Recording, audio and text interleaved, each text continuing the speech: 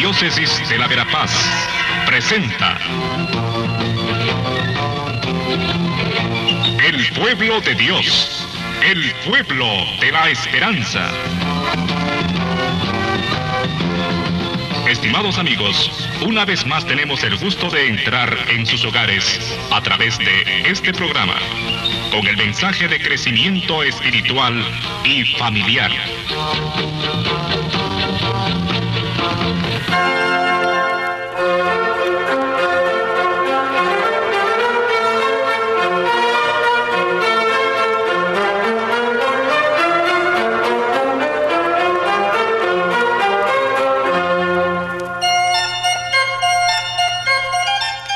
Saludos cordiales amigos, amigas, en este final ya casi del año litúrgico. Estamos ya en el 27º domingo del tiempo ordinario.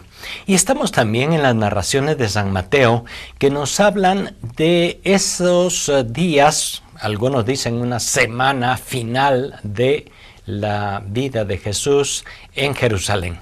Estamos pues después de haber terminado todo el ministerio en Galilea y de haber hecho la subida a Jerusalén, estamos en aquellos días finales que están claramente marcados en los evangelios y en la realidad por la tensión, por un ambiente de conflicto.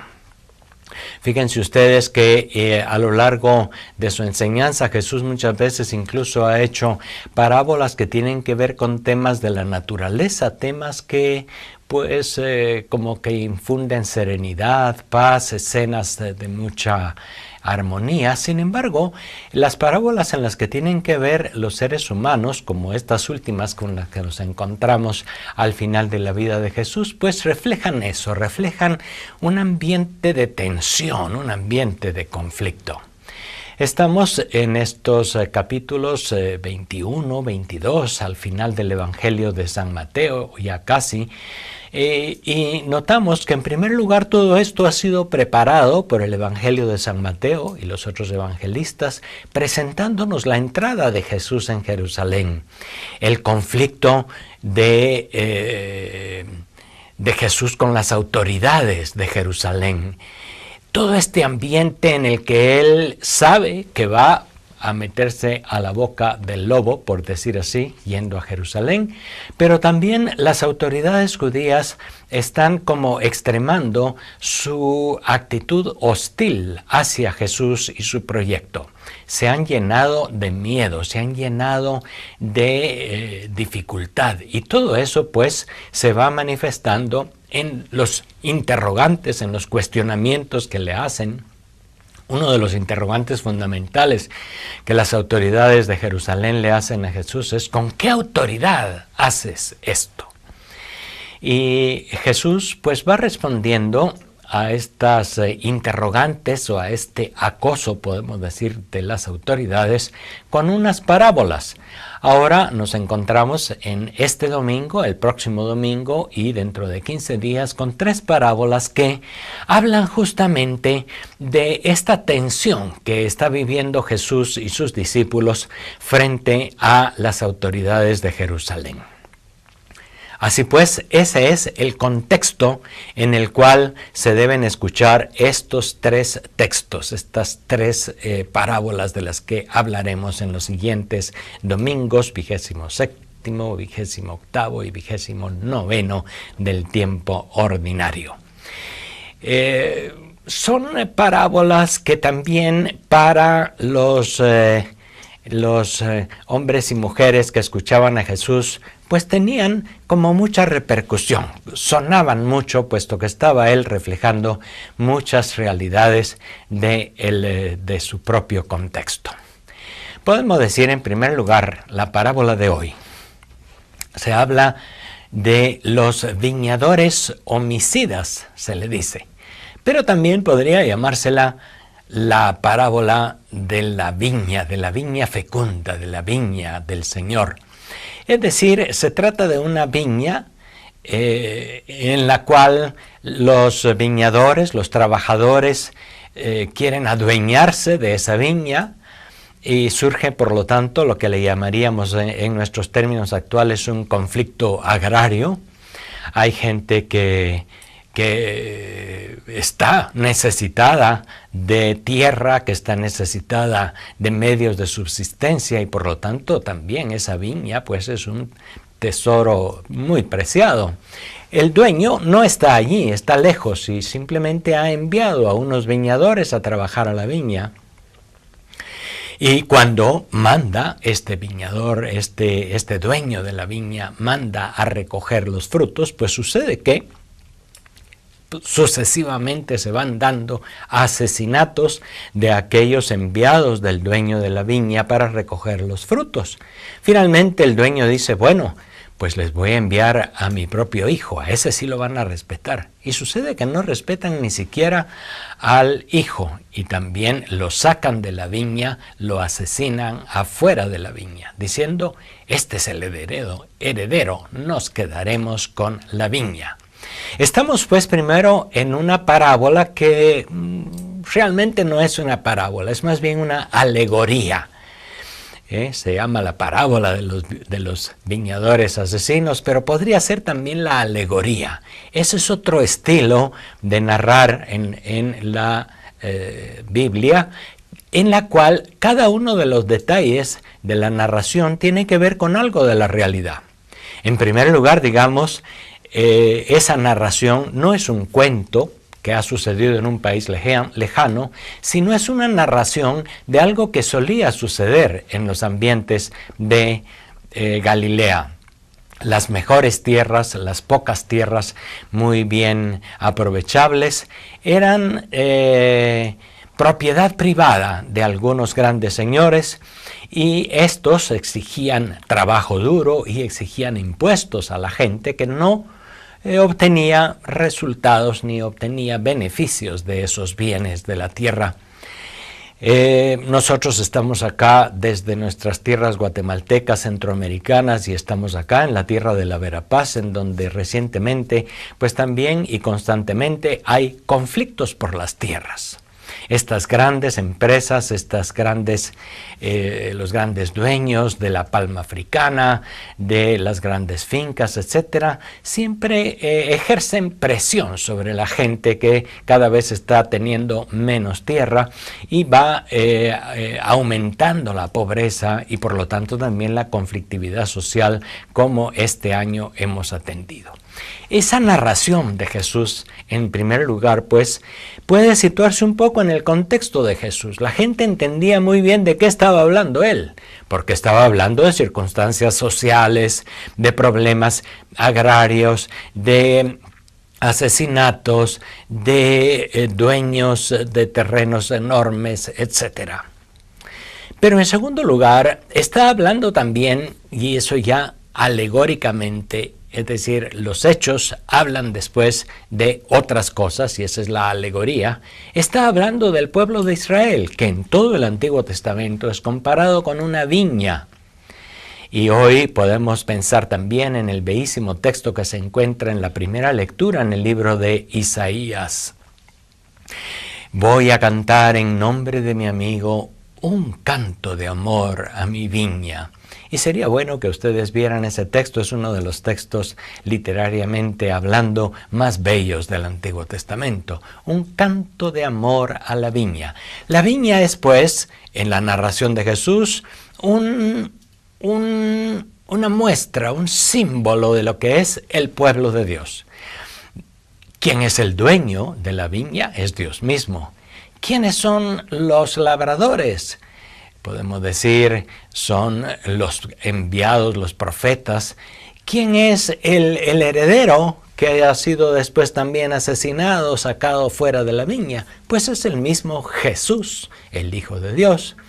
¿Quiénes son aquellos viñadores a los cuales se les encargó el trabajo de la viña, y en vez de dar los frutos correctos a su tiempo al dueño, pues asesinan a los enviados del dueño e asesinan incluso al hijo del dueño de la viña?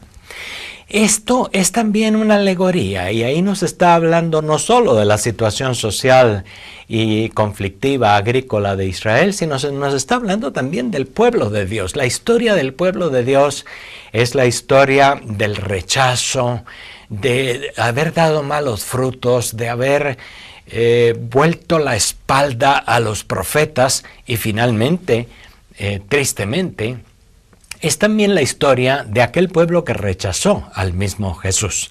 Acordémonos que estamos también en ese contexto final de la vida de Jesús, en el cual el mismo Señor está constatando aquella dificultad que Él mismo ha encontrado en su pueblo.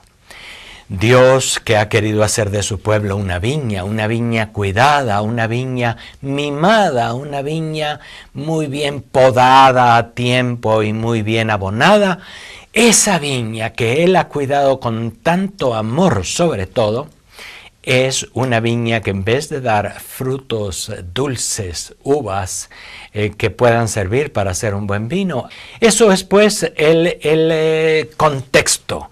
La viña es el pueblo de Dios. La viña es ese territorio cuidado, mimado, querido por el Señor. Y ahí podemos nosotros hacer una reflexión. Nosotros somos también el pueblo querido de Dios, la viña querida de Dios, en la cual Él dedica tiempo, Él dedica atención y por lo tanto también espera buenos frutos.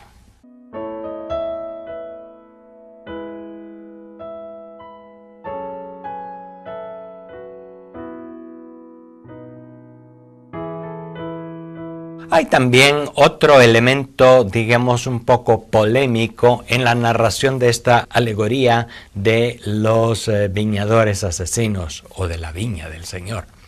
Y es la relación que Jesús estaba teniendo con las autoridades de Jerusalén. Las autoridades, francamente, habían rechazado a Jesús y estaban maquinando, ya estaban en los últimos arreglos para ver cómo se deshacían de Él, cómo lo quitaban de en medio. Y en primer lugar hemos de decir que estas autoridades de Jerusalén pues no eran del todo absolutamente negativas en sus posturas. Ellos estaban tratando de cumplir con el Antiguo Testamento, de cumplir con la ley, de guardar la pureza del templo según sus puntos de vista, etc.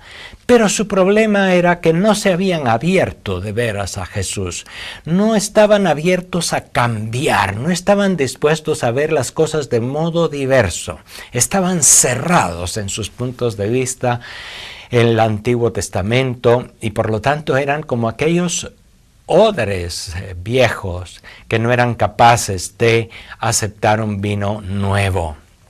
Eran un poco aquella gente tradicionalista, cerrada, etcétera, que estaba pues completamente hostil al mensaje de Jesús. No querían saber ya más nada de Él. Aunque su postura primera, podemos decir, era positiva. Buscaban defender la tradición, buscaban defender sus costumbres, buscaban lo que a su manera era cumplir la voluntad de Dios. La parábola, pues, o la alegoría, se refiere entonces a la relación de la viña del pueblo de Dios con Dios mismo, pero se refiere también a las autoridades judías que en esa viña, en vez de haber sido aquellos que recogieran los frutos y que continuaran el trabajo de Dios, podemos decir así, el trabajo del viñador, habían pues usufructuado negativamente de los bienes, se habían aprovechado de la viña, podemos decir así, y no habían dado los frutos que de ellos se esperaban. Por lo tanto, hay también ahí un drama, es el drama de Jesús frente a su pueblo, es el drama que el mismo San Pablo dijo también haber sufrido frente a los de su pueblo y su raza. Tanto Jesús, que era judío de corazón y que ahí esa era su cultura, su ambiente, su Biblia era todo el Antiguo Testamento, este Jesús encontró después de parte de las autoridades de su pueblo un rechazo tremendo. Lo vivió también San Pablo, que decía, tengo una espina en la carne. Y muchos interpretan esa frase de Pablo como decir eso. Son los de mi misma casa, los de mi misma carne, los que se han convertido para mí en una espina. A lo largo de la historia de la Iglesia también este texto ha sido un poco utilizado negativamente como para fomentar un antisemitismo en el mundo cristiano. Antisemitismo quiere decir como una actitud hostil e incluso muchas veces violenta, una actitud de desprecio hacia los judíos en general. Hemos de decir que no se trata de eso, ni siquiera estaba eso en la mentalidad de Jesús. Pero es cierto que sí hubo también a lo largo de la historia una utilización de esos textos para despreciar al pueblo judío, puesto que este pueblo era el que había acabado con los primeros cristianos y había perseguido con los primeros cristianos y había también perseguido y crucificado al Señor Jesús. Sin embargo, no nos quedemos nada más en esa visión, digamos, bastante negativa de desprecio al pueblo judío. Se trataba de algunas autoridades, se trataba de algunas corrientes en el pueblo judío que eran verdaderamente cerradas e inflexibles. Pero acordémonos nosotros también que la mayoría de los primeros cristianos eran judíos. A ellos se les llamaba judeocristianos. Ahí podemos hacer también otra reflexión en torno a este texto de San Mateo.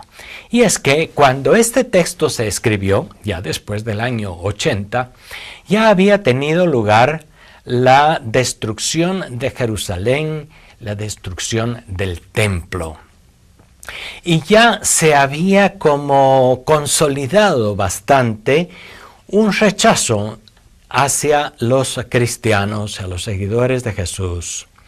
Los primeros cristianos vivieron en carne propia ese rechazo por parte del pueblo, de su propio pueblo y de la sinagoga. Durante los primeros años eran cristianos y al mismo tiempo seguían yendo a la sinagoga, seguían guardando las costumbres y las tradiciones en el templo, es decir, eran judeo-cristianos. Pero conforme fueron pasando los años y sobre todo después de la agudización de la persecución contra los judíos, el año 70 y la destrucción del templo y todo eso, también los judíos se cerraron frente a otras corrientes que fuesen completamente diversas y se cerraron así contra aquella corriente de los cristianos que estaba comenzando.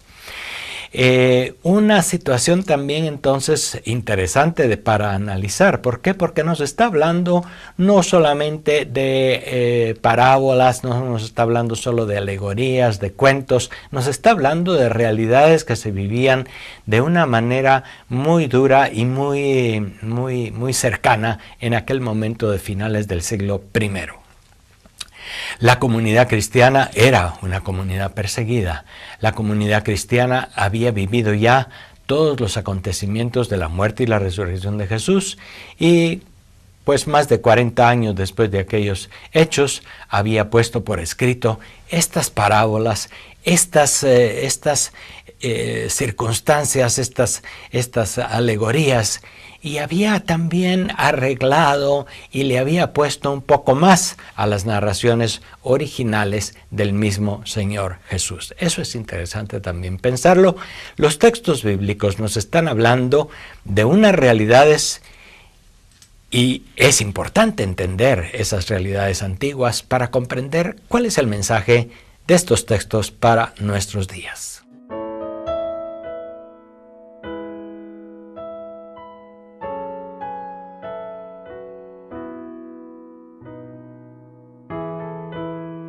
Una primera cosa que puede constatarse hoy también es que aún en nuestros días el mensaje de Jesús, cuando se trata de presentarlo en toda su claridad, en toda su profundidad, va a encontrar hostilidades, va a encontrar reservas o va a encontrar incluso oposición violenta. El Papa Francisco en este año ha llamado mucho la atención de la Iglesia sobre las persecuciones actuales que viven los cristianos en varias partes del mundo, sobre todo por parte de fanáticos del mundo musulmán. Siempre digo que no son todos los musulmanes, pero hay sectas fanáticas que están absolutamente en contra, que son absolutamente intolerantes frente a otras posturas.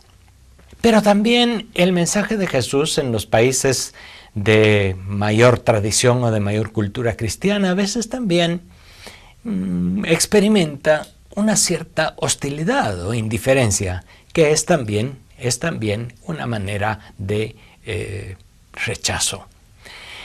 Cuando crece el materialismo, cuando crece la secularización, el mensaje de Jesús pues no parece interesar a mucha gente y también pues se le deja de lado o se le es simplemente indiferente.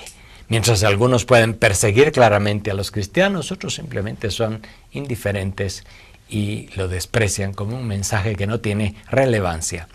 Hoy la persecución, hoy la hostilidad que puede tener el mensaje de Jesús cuando se presenta con toda claridad, también es una realidad de nuestros días, es una realidad de toda la historia.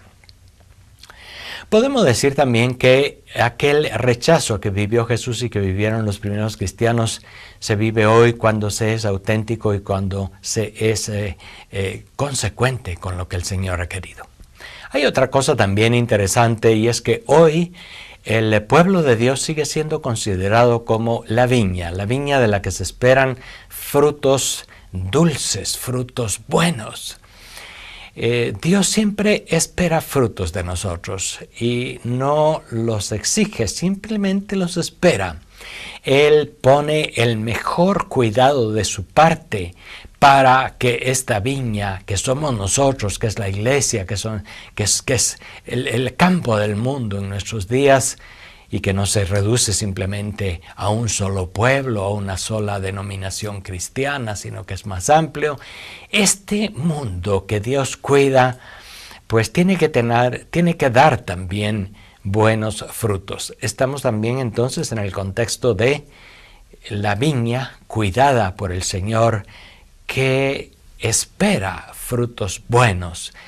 Cuando hoy en el mundo hay tantos frutos de violencia, tantos frutos de intolerancia, tantos frutos de egoísmo, pues Dios espera de nosotros, de las comunidades cristianas, de las familias, de cada uno, frutos de tolerancia, de perdón, de respeto, de apertura a lo nuevo, de solidaridad con el más pequeño y el más pobre, etc.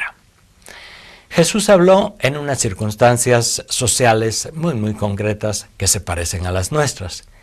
Jesús habló también de manera alegórica, puesto que aquello no era nada más para sus años de vida, es también para nuestros días. Hoy también cada uno puede decir, somos la viña, somos esta viña cuidada, esta viña que también el Señor Jesús ha utilizado como una alegoría para hablar de sí mismo. Yo soy la vid verdadera y ustedes los sarmientos. Permanezcan unidos a mí para dar buen fruto. Podríamos decir que eso puede sacarse también de esta parábola de los viñadores homicidas. La viña es el mismo Cristo. Los viñadores homicidas pues siempre estarán en este mundo, puesto que hay otros intereses, hay intereses materialistas, hay intereses sectarios, racistas, intolerantes, violentos. Pero esta viña estará siempre cuidada por el Señor para que dé frutos buenos. Ojalá que permanezcamos siempre unidos al Señor para poder dar buenos frutos.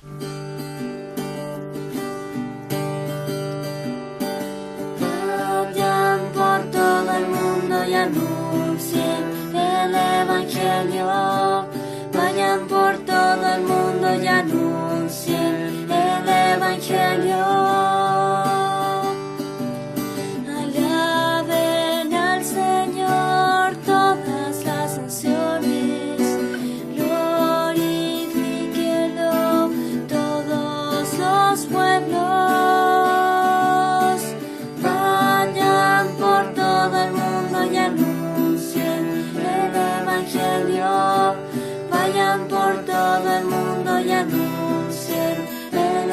Evangelio.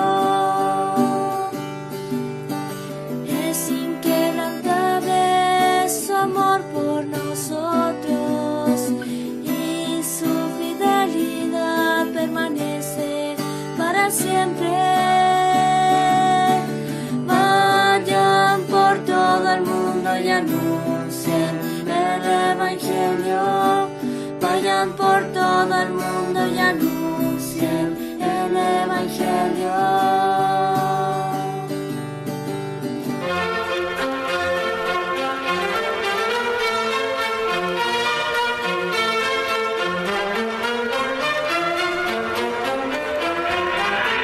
La Diócesis de la Verapaz presentó